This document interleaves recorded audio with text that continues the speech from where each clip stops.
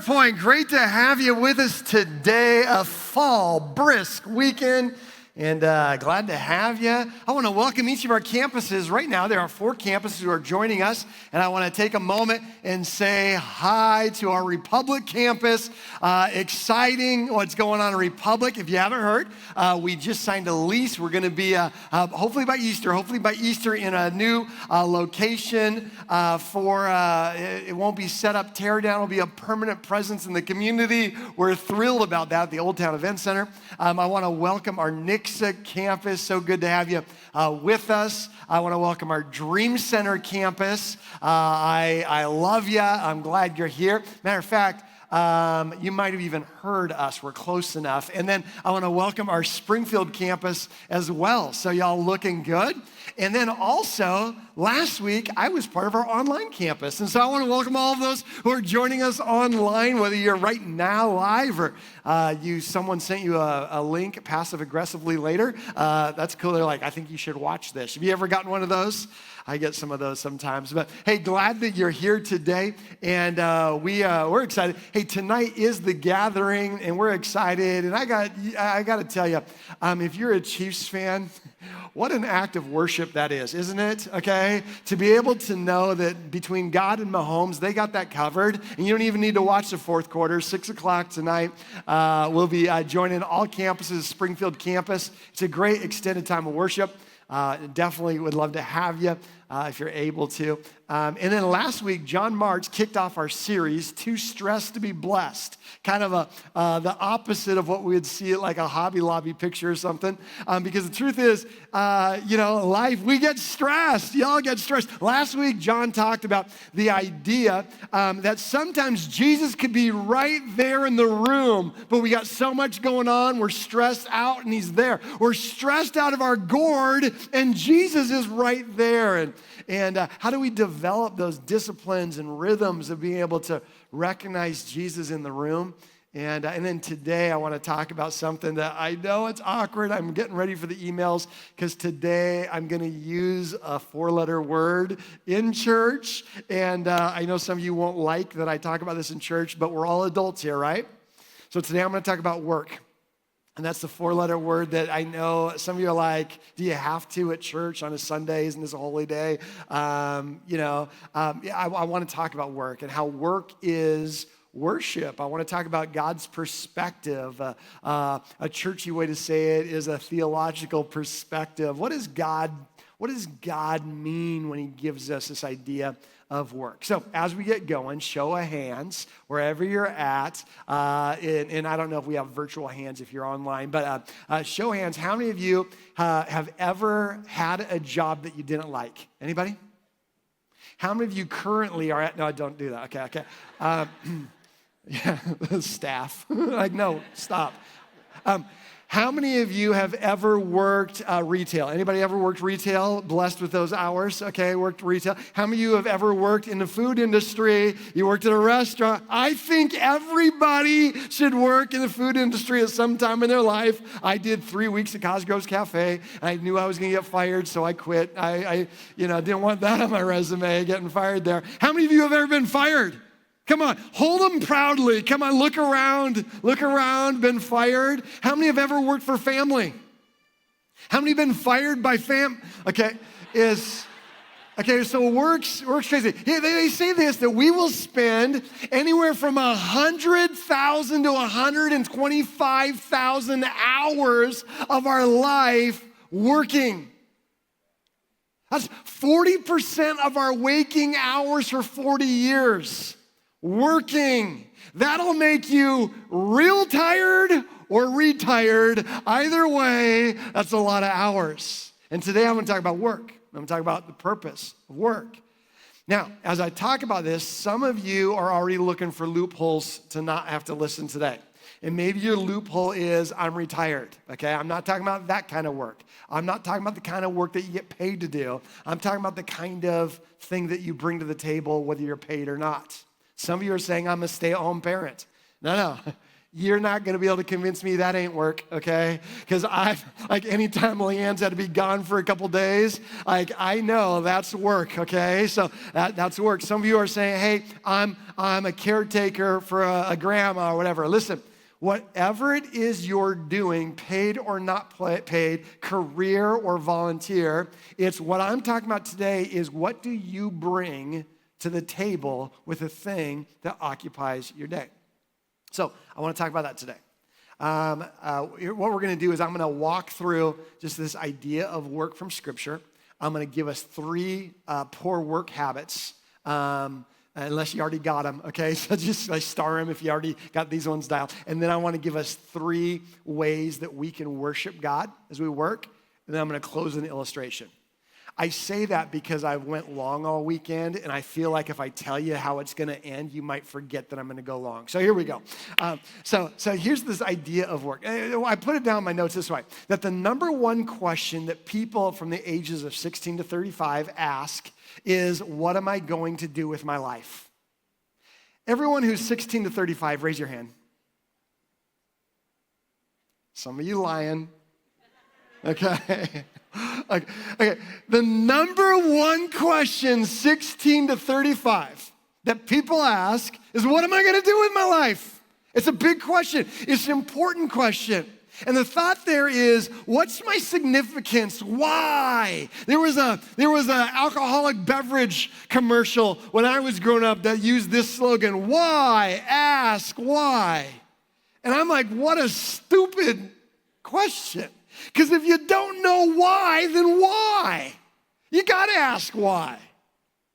And the number one question people are asking is not, where am I going to work, but what am I going to do with my life? Significance and purpose. Matter of fact, one of the number one books of my generation was a book written by Rick Warren called The Purpose-Driven Life. It was the number 2 best-selling book of the generation. Number 1 was The Holly Bible. I don't know if you've heard of it. Okay, but the number 2 is Purpose-Driven Life. And the whole point of it was, I am made for something significant. And people bought it like crazy because there's a lot of us who are like, what am I going to do with my life? Now, my parents' generation didn't worry about that as much. It wasn't about significance and purpose as much back then when they were getting into the workforce as it was loyalty, right? And some of you have a parent or a grandparent. They worked the same job for 2 decades for a jerk, and they didn't care because that was their word. They said they were going to do it, and they valued loyalty. Well, 16 to 35 saying, what am I going to do with my life? Now, raise your hand if you're over 65 or 35, over 35, okay? And now I know y'all lying because y'all look like a bunch of spring chickens, okay? If you're over 35, the number one question is, did I do the right thing in my life? Did I do the right thing in my life? Interesting. Number one question is, what am I going to do with my life until I'm 35? And then once I hit 35, I'm like, did I do the right thing? And today I want to talk about the thing. Why are you here? And I know not everybody here is a follower of Jesus, but I think that this will be helpful if you're checking out the claims of Scripture and wondering what to do with faith, because I bet you've asked that question too. Why am I here? What's the big deal? I want to talk about that. And I want to use work as a lens. And so as we do this, a couple of stats. Forbes magazine has this article they do. They do this every year, and they talk about the survey that's been done, and they make an article about it. And it talks about engagement in the workforce. The people, when I say engagement, it doesn't mean like, he asked me to marry him at lunch. Okay, it's not that kind of engagement. It means I'm active, I'm passionate, I'm really doing a lot of work here, okay? And engagement in the workforce, they say that right now 36% of paid employees are engaged in the workforce. And I know it's Sunday, so let me help you with some fractions. That's 1 out of 3 people who are getting paid to work are actually not just clocking it in, not just going through the motions. Now, everyone swivel, look at your left and look at your right. Now, I don't know which one of the 3 of y'all that is, but only 1 out of the 3 of y'all, on average, are actually engaged. Like, I'm doing this. I'm thinking about how important this is. And if you know anything about test psychology, you know it's probably not that high. Because if someone asked me, are you engaged at work? I don't know how anonymous this anonymous survey is. And in case my boss is gonna find out, I'm gonna be like, yes, quite engaged. So I don't even think it's 36%. But that would mean 64%, or about 2/3, 2 out of every 3 people, they're going through the motions at work. Have you ever noticed someone at work just going through the motions, right? Have you ever just got, right? And now it even gets worse than this. They say that 1 out of every 6.5 people, 16% of people, they are actively working against the mission of the company they're working for. They're sabotaging it. How many think you know who that is? Okay, yeah, okay. So think about it. Now, if you own a business, if you manage or lead a team, this stuff should slap you in the face, right? Now, only 1 out of every 3 people that you're gonna be doing a review with this year, only 1 out of 3 of them are really engaged. 2 out of 3 are just going through the motions, and 1 out of 6.5 are literally trying to sabotage what you're trying to accomplish. Now, as we think about this idea of work being worship, let me say it this way. I think it should be different. I think those who follow Jesus should use work as an opportunity to express Jesus.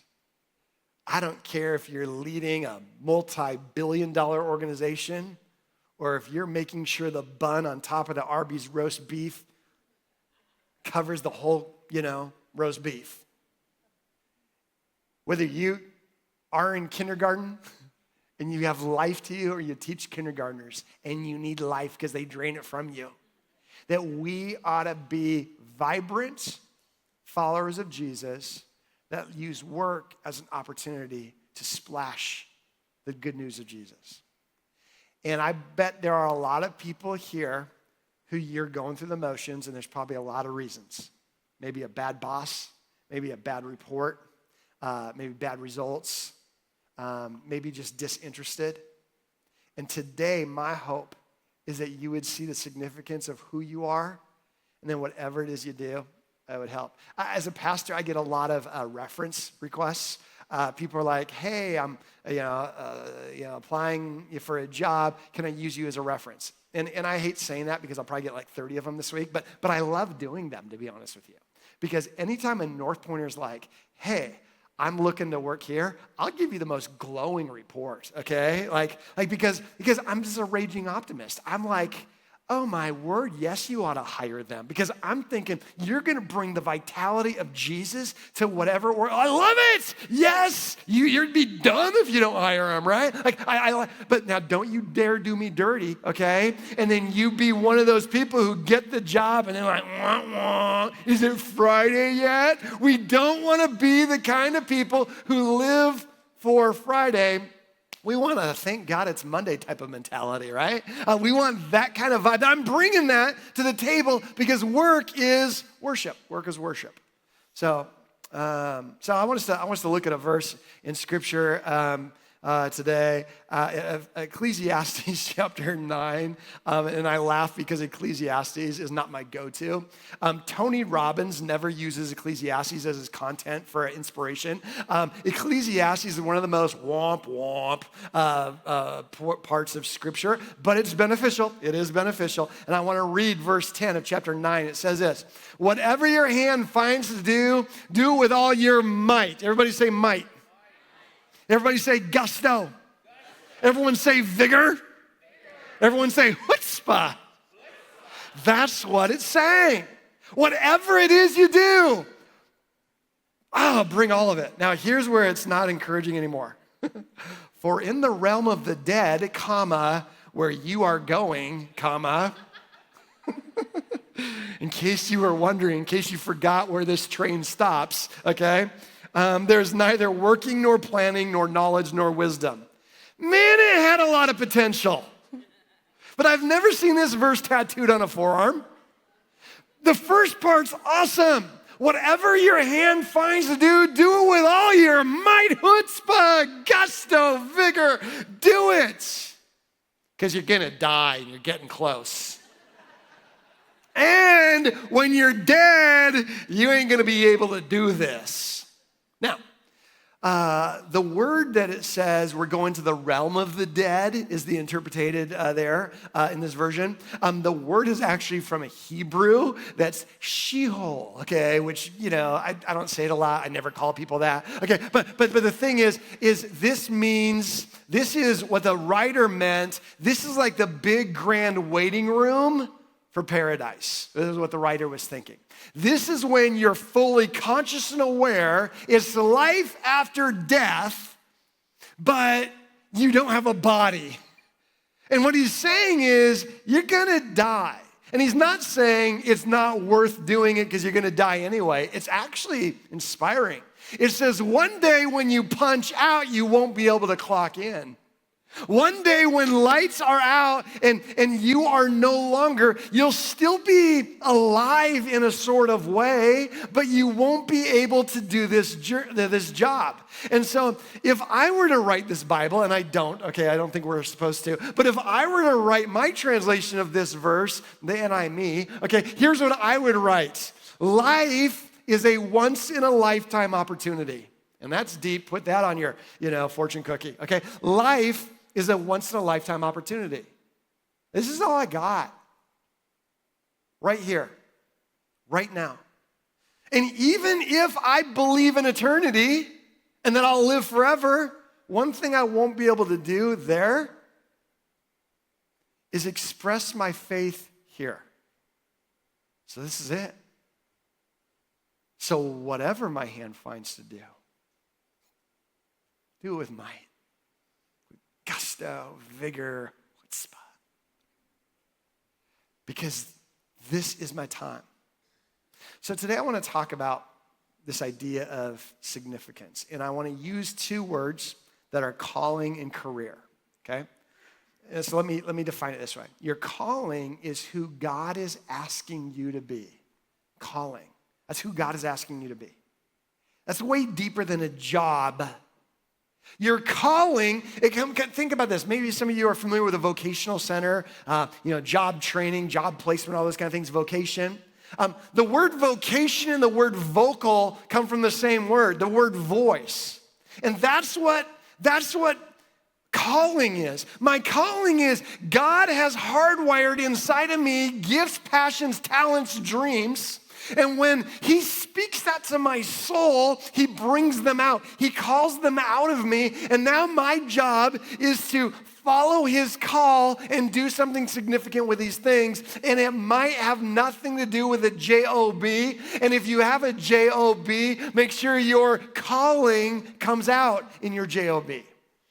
The career, I want to write it down this way, is how you decide to live out your calling. Calling and career. My calling is who Jesus is asking me to be. Has nothing to do with how I get paid. Has nothing to do with where I work. Has everything to do with how I work. My calling is to be a voice of encouragement to a generation of people towards Jesus. That's my calling. That was true when I was in 7th grade, and it's true now. Now, I wasn't very good at it. I used a lot of these natural gifts and passions to be all about me and hurt people and be an unsafe person. But as God would sharpen and challenge me, I began to see how he wired me can be used for other people. It's my calling. My career, my job, is how I choose to express the thing God's already called out of me. Now, let me talk about this for a little bit. If you didn't grow up in church, and this is not super familiar for you, you've got an advantage for the next few minutes. Because if you've grown up in a church setting, what I'm saying is kind of confusing because we church people done church to the calling right out of you, okay? So here's what I mean. The word calling, a lot of times that vocation, that voice of God, maybe you've heard the term vocational ministry. And that is a term that a lot of church people call that you are going to get a Christian job. Now, I've worked at Christian jobs.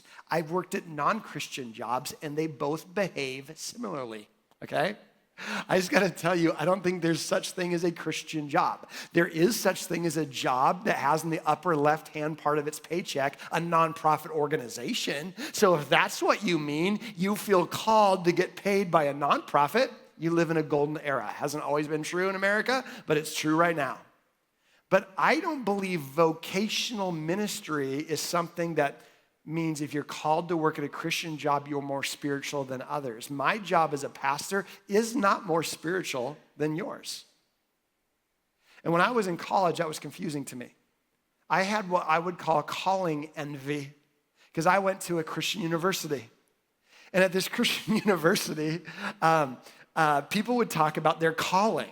I didn't grow up talking about that in those words, right? People would be like, I'm called to be a youth pastor. I'm called to be a missionary. I'm called to be a business administrator to church. I'm called to be la-da-da-da-da. And I'm like, how did you know? I have no idea what I'm called. I think God lost my number. I don't know what I'm called to do. And they would say it so confidently as if that was a normal thing. I'm like, I don't know what I want to do. I was a 16 to 35-year-old that says, what am I going to do with my life? I don't know. I want to do something significant. And here's why I pick on the Christian university setting, or church setting, is because if we're not careful, we tend to make people inferior if they don't know what it is going to bring significance to their life. And we fool people thinking that if you work at a nonprofit, then that's going to be significant. I remember after my freshman year, getting ready, is towards the spring of my freshman semester, getting ready to go back home. And people would talk about what they were going to do this summer. And people would say, Jeremy, what are you going to do this summer? I'm like, well, I'm going to go back to Post Falls, Idaho. Okay, it's Coeur d'Alene, Idaho, Post Falls, Idaho. And I'm going to work at the Park and Rec. And this is before there was a sitcom, so working at Park and Rec wasn't that cool, okay? Amy Poehler wasn't doing that stuff yet. And so I'm working at the Park and Rec, and my job was to clean the beaches of Post Falls area, which all weekend long, people are like talking to me afterwards. What? Beaches in Idaho? Yes, you're thinking Napoleon Dynamite, Southern Idaho. I'm talking about resort mountain lakes, and not beaches like, Baywatch, running, okay? I'm talking like beaches like, the construction, workers after, that's where they drink at night and then just leave all their trash, all right? But it's beaches, and so my job is to go and clean up the beaches, clean up the toilets at the beaches, paint the park benches, and then in the afternoon, teach old ladies tennis lessons. That's what I did, okay? So I did that through high school, and that's what I was planning on doing after freshman year. And I'd say, what are you doing? And they're like, well, I'm going to Kenya, and I am going to minister to 717,000 kids, and then on my way back before the fall semester, I'm going to broker a peace treaty with another nation. I'm like, wow. And I remember thinking, I wish I was called to do something significant. And sometimes we have what I would call spiritual escapism. That if I can have a spiritual sounding job or mission, then that's a spiritual thing. But when we romanticize the sense of vocational calling, we minimize the sense of work as worship. Whatever your hand finds to do, gusto, vigor, might, vitality, chutzpah. So here's the thing, your career, what you do for a job is not your calling. It's just a canvas to express your calling. Because if your career was your calling, what happens when you get fired? Now it's a major identity crisis. If your career's your calling, what happens when you retire? Major identity crisis. If your career is your calling, what happens when you decide to stay at home, take care of a kid, or stay at home, or walk into someone else's home and take care of a family member? If your career is your calling, you will feel less than inferior, insignificant. But I'm telling you, your calling is what God looks at you and says, this is who I'm asking you to be. This is how I'm asking you to display, to splash on the canvas of whatever your hand finds to do. Now, that verse in Ecclesiastes is interesting because Jesus refers to that verse later. He says, work while it is day because of the night you won't be able to work. And I think he's referring to Ecclesiastes chapter 10 or 9, verse 10. Because some of you have worked graveyard or third shift and you know it's possible to work at night. That's not what Jesus was talking about. He's not talking about shift management. He's talking about work while you're alive because one day you won't be alive, so take advantage of it. Paul says it this way: whatever your hand finds to do, do all for the glory of God. And he leaves out the you're about to die part. Okay, but I think both Jesus and Paul are referring to this thing out of Ecclesiastes that says what you're doing now is your choice, and God's asked you how to show up to the world around you. And when you do that, no matter what you're paid to do or what you choose to do, it's called a calling. It's who I am. So a couple more things about work. One, work is a gift from God.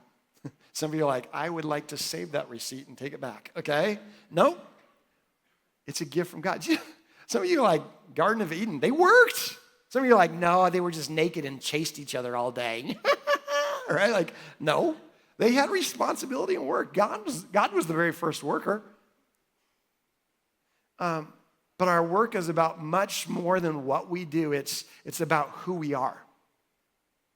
So whether you're running a fleet of people, whether you're teaching a room full of kids, whether you're delivering, widgets, products, mail, whether you're representing a group of people in politics, or whether you're putting the bun symmetrically right on top of that roast beef, whatever your hand finds to do, it's a gift.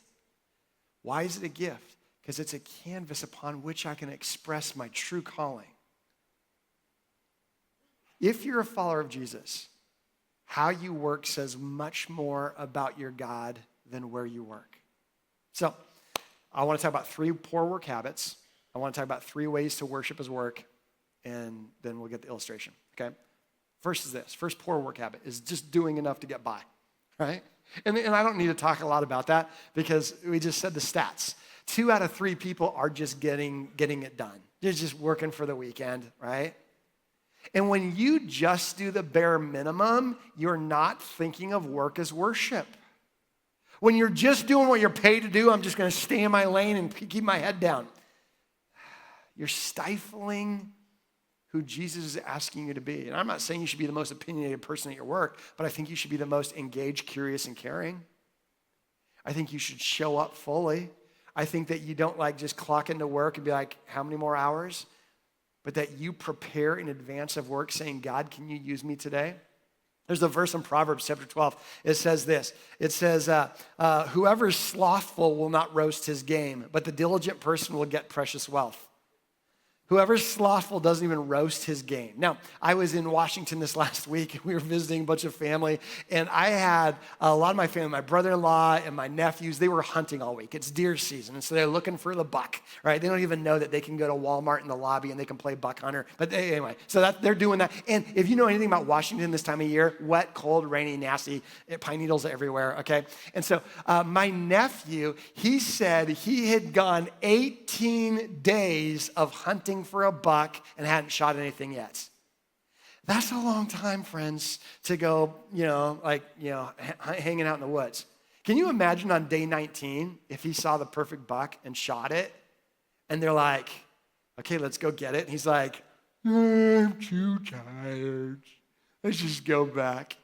You're like, dude, this is like first century comedy when we read these proverbs. It's like the dude who's so slothful.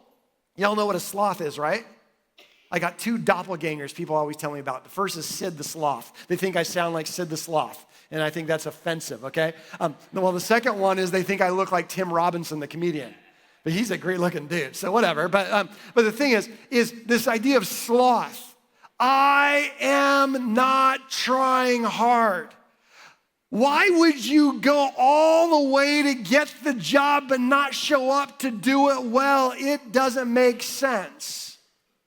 Second poor work habit is doing too much in order to get ahead. If I'm always doing just enough to get by or too much to get ahead, that's also a poor work habit. Now, I got to tell you, you're not going to get written up for this one. Your manager's not going to pull you aside and say, hey, just so you know, it looks like you're really engaged, you really care, you're doing a lot of good job. Can you just dial it back because you're sticking out, okay? You might have employees that say to do that, but your boss ain't going to do that. Matter of fact, your boss will honor this and give you a plaque. They'll say, hey, you're doing such a good job. You're so engaged. We're going to give you 100% more responsibility and 8% more pay. Sound good, right? Because you will actually get promoted for doing more than you could do. But if you're doing more than you can do and more than is fair, then what's going to happen is you are going to shift from I'm working purposefully to I'm working all the time and it's too much. It's like the kid who couldn't wait for his dad to get home. Dad's always working long hours, and the kid just wants to play catch with his dad. The dad finally comes home after dinner. He worked way too late. The kid says, Dad, can we play catch?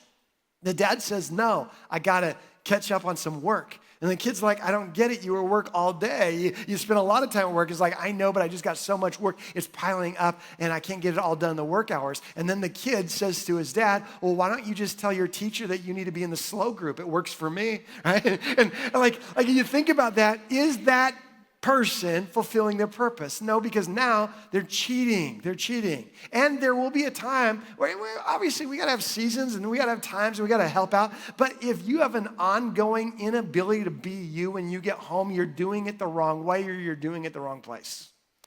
And sometimes you just got to be honest with that. Listen, I'm not talking about not working hard. If you are tired at the end of the workday, it doesn't mean you got the wrong spot. It just means you need to sleep at night.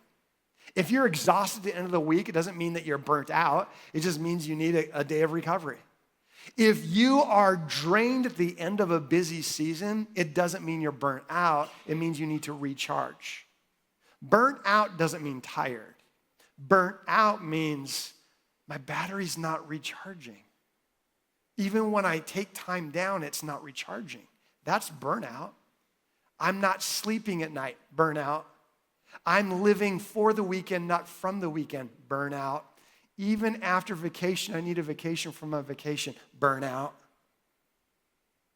Third thing is separating Jesus from my job. Poor work habit. Like just doing enough to get by, doing too much, I can never catch up. And then separating Jesus. Proverbs says this, the Lord hates scales that aren't filled with integrity, cheating in the marketplace. He loves it when things are above board. Meaning, if you're a jerk at work and you think you're a Jesus follower, I just want to remind you, you're not a jerk for Jesus, you're just a jerk. If you separate your work life from your spiritual life, you're doing it wrong. And it doesn't mean you need to be a pushover. But it does mean you have to handle conflict differently. Be wildly curious and passionate about it. Looks like we got some serious opinions in this room. Let's lean in. Wow, we are at a crossroads, aren't we? If you can't apologize at work, you're doing it wrong. If you can't have robust candor and dialogue at work, you're doing it wrong. And if you have to do it in a way that doesn't honor Jesus, you're doing it wrong because work is worship. So 3 things to remember. 1, remember who I'm working for. I'm not working for just my spouse. I'm not working for just my boss. I'm not working for my manager. Whatever my hand finds to do, I'm going to take Paul's version of this. Do it as unto the Lord, not unto man. Second thing, prioritize on my performance at work, not just my behavior. Let me say it this way. 1, I got to remember who I'm doing it for. Secondly, I got to do a good job when I'm working. Some of us, we think that if I'm a Christian, that means I need to be super nice at work. Yeah, be Jesus-ish at work, okay? But what it means is you should do a great job at work. Your biggest tool of witness is not that you don't cuss. Some of you are like, I've been working for 17 years there and they've never heard me cuss. I bet they're asking to come to my church soon. No, they probably aren't. That's not the most amazing thing about your life is that you don't cuss. What if you put the bun on symmetrical? And everyone else is like, why is that a big deal? And you're like, because I would want it done differently on the other end. If I'm in my drive-through line, I want a perfectly presented bun, just like the commercial. Why are you holding it together during a parent-teacher conference? Well, because I realize there's probably a challenge and a pain on the other side of that parent's situation, and I want to be helpful and not try and be right, but I want to do right.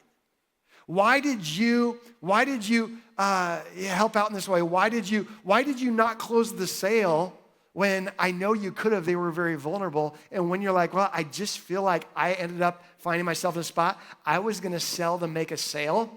I realized they didn't actually need this. And the most integrous thing I could do is help them find something they really need. And if it's not what they need, then I don't wanna do it. So then the third thing is pray that people will question your work. Not like question your work, like, are you even working? Did you even clean that counter? That's not what I'm talking about. I mean this. Why do you do it that way? You just got chewed out in front of a bunch of people, yet you kept respect in front of you. Interesting.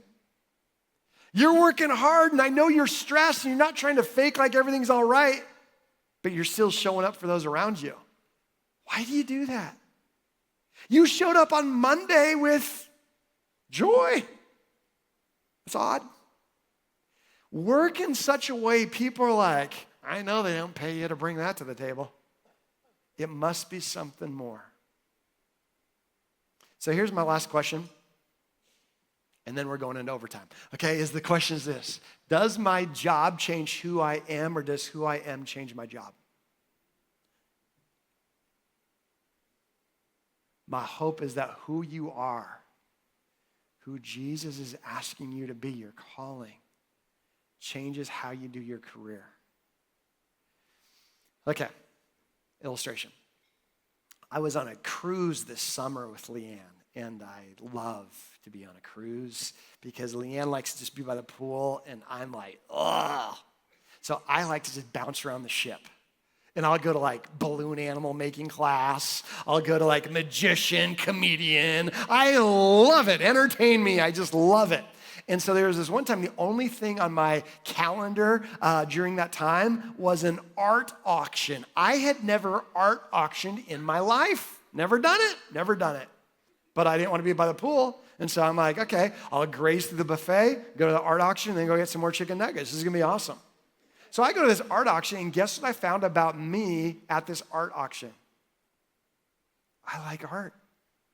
Like, they gave me a paddle, and I start bidding on this stuff because the art was talking to me. Like, it was. Like, and I'm not even exaggerating. Like, there were a couple pieces that I was like it was a spiritual moment for me, to be honest with you. There was this one painting I was like, but the annoying thing is all the rich people were winning everything. And so I'm like raising and bidding, and I got nothing. But then they had some trivia as intermission, and I won 2 trivia questions, and so they gave me $150 art auction credit for each trivia question. So now I've got $300 of art auction credit, and I'm bidding. But the one piece that really spoke to me, outbid. At the end of the auction, they said, the auction's closed. Some of these pieces have some other art that's the same thing in the back if you'd like to go buy it. So I call Leanne, I'm like, hey, there's this piece of art I want to buy. And I go there, it's $400. But this thing, like it was a thing. And so I grab this piece, I show Leanne, she's like, if you like it, right? And so I'm like, I go up there and I turn in my $250 deals. I'm gonna pay $100. And they say, no, your credit doesn't work here. It's $150 per item, and the item has to be $1,000. I'm like, but I don't want a $1,000 picture. I want this is a $400 picture. And can I please? I said, I've never done this in my life. This piece speaks to me. And they're like, $400. I'm like, please, $100. Because for $100, that would be in my office right now. $400 at someone else's office. Like, I didn't like it that much. I'm not crazy. The only thing I like more than that piece of art is money. So I was like, okay, forget it. But I was thinking about it this week as I was prepping for this message. Sometimes people think that's career. Bidding. Oh, that's my dream job. I want that dream job. That would be awesome. Because that's beautiful. And if I can land that dream job, I'd be fulfilled. And so, like, I will tell you my favorite piece of art that I have in our house. My daughter, Sydney, she painted this, and I love it. And so it would be like this. This is a great piece of art, but it's It's already there. And a piece of art that's already there, if that's like my job, even though I like it, even though I want it, my job is not to bid for the dream job. According to Work is Worship, my job is to paint my calling on canvas. My job is to paint what God put inside of me. Just paint it, splash it around. And when I do that, make sure I bring that to my job. I don't bid for my dream job. I paint my dream job. I'm not looking for a dream job. I'm looking to bring my dream to a job. And to be honest with you, a lot of jobs fit. When I was 19, telling you about struggling with identity and who I am, what I'm called to do, I took out a journal and I started writing. Why do I exist? And I know it sounds spiritual, but it's actually, I just started writing, God, what is my purpose? And I would write, Jeremy exists too. And I'd just stare at it and I'd pray, why do I exist? And as I would do that, I had a lot of copies, but I landed on something when I was 19 that is even more vibrant now, and I'm older than 19. And as Jeremy Johnson exists to be a voice of encouragement to a generation of people. And that is what I'm called to paint. A voice of encouragement. This is who I am. That's why I exist. And so many times I thought, what's the dream job that I can do? And that's a fruitless question. Because you'll end up collecting a lot of, you'll become like an art gallery, all the dream jobs you have on your LinkedIn profile. Because they don't fulfill. But if this is who I'm called to be, and my job is to just splash stuff everywhere, just bring some vigor, vitality. Oop, that's gonna be a mess. There we go. Bring some vitality to the thing. And wherever I go, that's not gonna work either. Wherever I go, just be vibrant. And here's what it looked like for me. There were times in my life when I was 19 years old, I started volunteering at a youth group. And I had a bunch of 7th grade boys. And I was being a voice of encouragement to these 7th graders towards Jesus. I didn't know what I wanted to do for a living, but I then grew some impact and influence with them and others in the ministry. And then when I was 21, a church said, hey, will you do that for us as a youth pastor? And my question was not, is that my dream job? Because I gotta tell you, being a youth pastor of 30 kids in Coeur d'Alene, Idaho was not my dream job. Was it a job that allowed me to paint my dream? Yeah. I said, yeah. I was a youth pastor for 8 years. And then there came a time where my job felt like a job, and I decided to QUIT. And I'm like, this is stupid. Because I feel so yes about another way to paint my dream. So I started a speaking company where I was speaking at school assemblies. And so I do like 100 school assemblies a year and then a whole bunch of church events as well. And I would go there and you know what I was doing? I was being a voice of encouragement to a generation of people. When you walk into a gymnasium, there's 1,000 students staring at you and they're coming from all types of hell. And I say, listen, you got purpose. There's a reason for you. I'm here to give you courage so that you can face the next step. And people would walk up to me and they'd be like, do you miss the ministry? I wanted to punch him in the throat. Because I'm like, how dare you pervert ministry to a career? I am neck deep in ministry. Whatever my hand finds to do, I do for the glory of God. And there's a lot of jobs that I can do. I could do this at Arby's. I could do this at a school. I could do this in a church. When North Point called 12 years ago, it wasn't like, yes, I get to work at a church. To be honest with you, I didn't want to work at a church because I knew that I was going to miss chief games, like for church events and that kind of stuff. And I'm like, it's not like my dream to have a church be my job. But you know why it was a heck yes? Because of my calling. Could I come and be a voice of encouragement to a group? Would this be a great canvas upon which I display my calling? Yes. And if I ever retire one day, or there's a different canvas that I'm painting the same calling on, the reason why I will not have an identity crisis, because I was born to do this and you were born to do it, and I don't know what yours is. I exist to be a voice of encouragement to a generation of people towards Jesus. And you start doodling that, you start practicing that. What is it that you exist to do? How do you figure that out? What is it when you do it, life comes out of you, and when you do it, life comes into somebody else, and someone might pay you to do it. Okay, those three things really help.